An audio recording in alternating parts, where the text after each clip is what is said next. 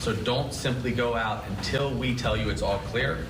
And then at 30 minutes again, 6:40, you will hear that last alert. There probably will not be an alert after that. We'll give you more updates as we go forward. At approximately 5:30, in 12 minutes, we intend to hear from some of the buoys out in the middle of the Pacific. That's when the wave will pass Midway Island. It'll give us a better idea of how large this wave is. God willing, these waves will not hurt us, but you have to assume that they will be life-threatening. Now I'm going to turn this over to our TAG, General Logan. Thank you, Governor Green, and aloha and good evening. Let me just cover some of the finer points, and I'll start with the Department of Transportation, who we have been in constant contact with. Currently, Hilo Airport is the only one that is closed. I've been in contact with Rear Admiral Sean Reagan, the commander of the 14th Coast Guard District, and he's informed me that the United States Coast Guard has already closed all of the major ports. All ships ordered by the captain of the port have been ordered out to sea. Kolikoli Pass has been open since they've been alerted, and they have the resources available now. And the HTA has not received any calls yet, which is the Hawaii Tourism Authority, in case there's any displaced tourists who need some lodging or residences. On Kauai, we're urging all to avoid the Honolulu to allow people to evacuate, and the Kauai County Mayor is not closing the Wailua Bridge. On Oahu, Likelike townbound traffic has been opened. Kolikoli Pass has been open, like I said, in order to decompress the leeward coast of this island, and the Nanakuli contraflow has been shut down. Maui, the state highways is staging vehicles and equipment throughout their island and county. From Molokai, Kalaupapa Airport personnel are ready to evacuate to the lighthouse. On the island of Hawaii or the Big Island, Hilo Airport commercial operations have been suspended to facilitate the evacuations from Keaukaha.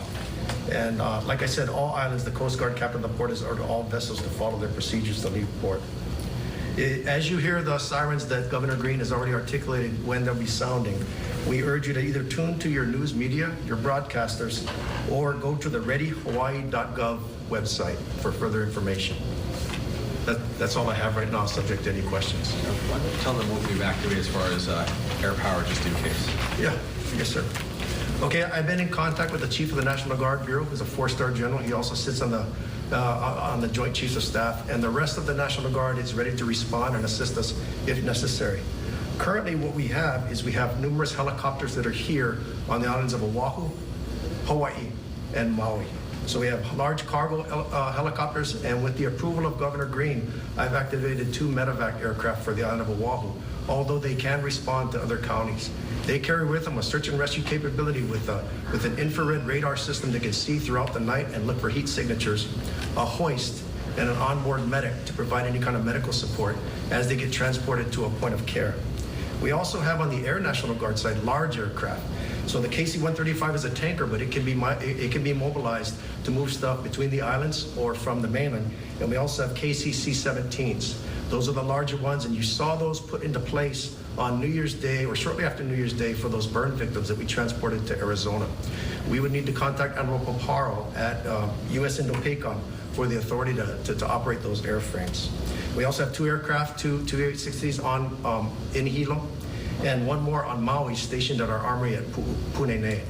I've also ordered the activation of numerous troops and soldiers on all of the counties to provide a heavy vehicle capability, which is capable of doing either debris clearance or evacuation of personnel if the water gets too high. They're what we call high water vehicles.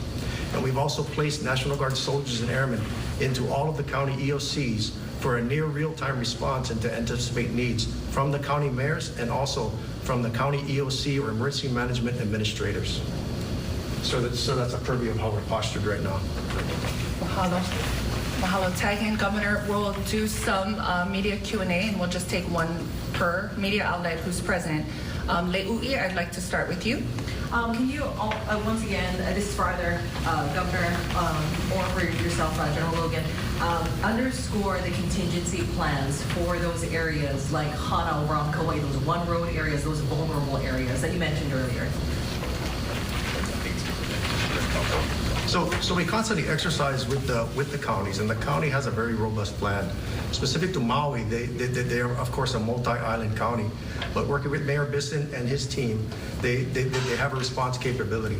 Luckily for the National Guard, we're a community-based organization, and we're postured on all the major islands, so we can activate more soldiers and airmen as necessary to assist the county. DOT also has assets, the State Department of Transportation, to assist the county departments of transportation with either clearing those roads or conducting their own evacuations. Thank you for that question. Let me add, just for coordination so everyone understands, we were immediately in contact with our congressional delegation who were diligent and on the spot, offering us whatever support we needed also and communication support. We also are prepared to continuously have our EOCs activated on all of the islands. The mayors are in charge. We've been in constant communication with them as well. So everyone is prepared, everyone is ready for what may come, but there is always some uncertainty about the size of the wave. In about 5 minutes, we'll reconvene a statewide meeting, and we will hear an update on the size of the wave, as I said, as it passes through the middle of the Pacific. We'll also be in communication with other states and islands, such as Guam, CNMI, finding out what they have experienced. After the wave is passed, after we're all safe, we will reach out to these other friends of ours across the Pacific to support them in their recovery also. Mahalo, Governor. Andrew? From what you shared so far, is any of that based on any ocean readings between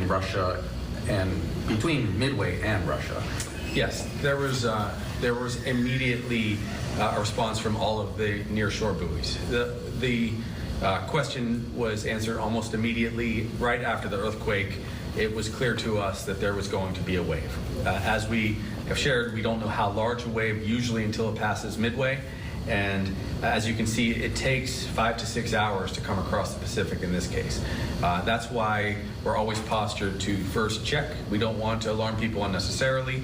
But once we see that there's going to be a wave, we begin our protocol. And usually the protocol results in an initial siren, which you heard, just to kind of wake people up to the severity of the situation, followed by the 3 hours out, 2 hours out, the 1 hour out, and the 30-minute out warnings.